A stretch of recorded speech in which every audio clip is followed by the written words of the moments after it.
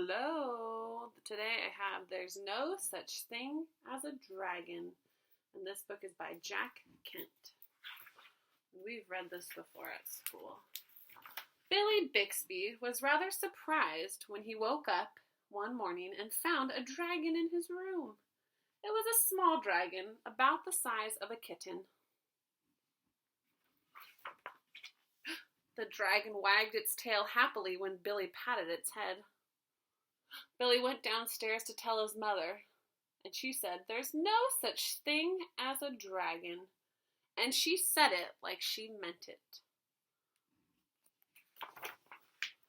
Billy went back to his room and began to dress. The dragon came close to Billy and wagged its tail, but Billy didn't pat it. If there's no such thing as something, it's silly to pat it on its head. Billy washed his face and hands and went down to breakfast. The dragon went along. It was bigger now, almost the size of a dog. Billy sat down at the table. The dragon sat down on the table. This sort of thing was not usually permitted, but there wasn't much Billy's mother could do about it. She had already said there's no such thing as a dragon, and if there's no such thing as a dragon, you can't tell it to get off the table.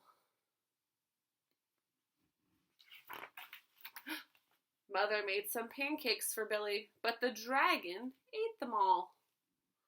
Mother made some more, but the dragon ate those too. Mother kept making pancakes until she ran out of batter. Billy only got one of them, but he said that was all he really wanted anyway. Well, he has to eat them under the table so the dragon doesn't eat them. Billy went upstairs to brush his teeth. Mother started clearing the table. The dragon, who was now quite as big as Mother by this time, made himself comfortable on the hall rug and went to sleep. By the time Billy came back downstairs, the dragon had grown so much he filled the hall. Billy had to go around by the way of the living room to get to where his mother was. "I didn't know dragons grew so fast," said Billy. "There's no such thing as a dragon," Mother said firmly. Uh-oh, but look, it's getting bigger and bigger. Cleaning downstairs took Mother all morning with that dragon in the way, and having to climb in and out of windows to get from room to room.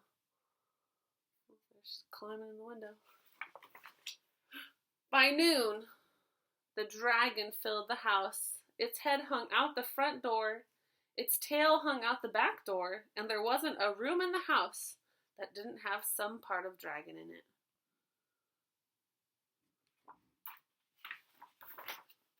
When the dragon awoke from his nap, he was hungry.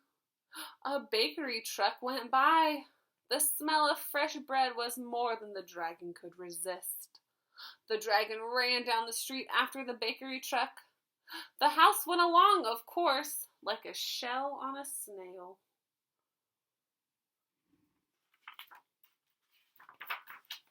The mailman was just coming up the path with some mail for the Bixbys when their house rushed past him and headed down the street. He chased the Bixby's house for a few blocks, but he couldn't catch it. See, it's over here. When Mr. Bixby came home for lunch, the first thing he noticed was that the house was gone. Luckily, one of the neighbors was able to tell him which way it went. Oh, here he is at home, and she's saying it went over here.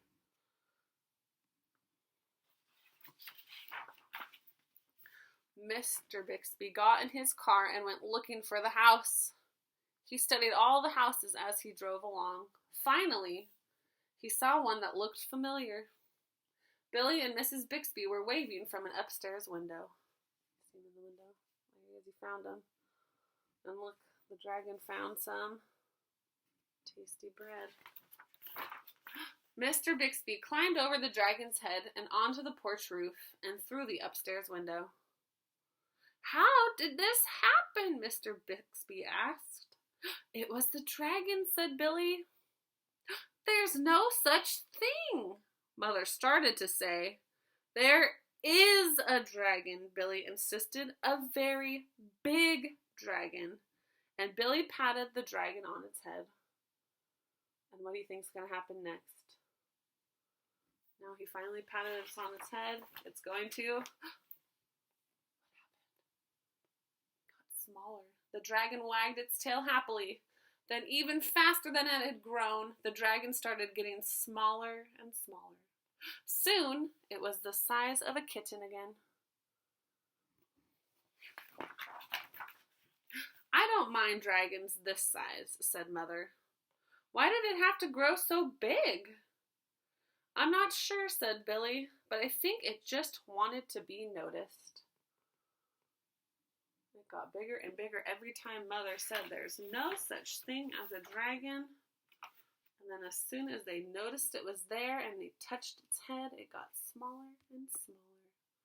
All right, thanks for watching. Bye.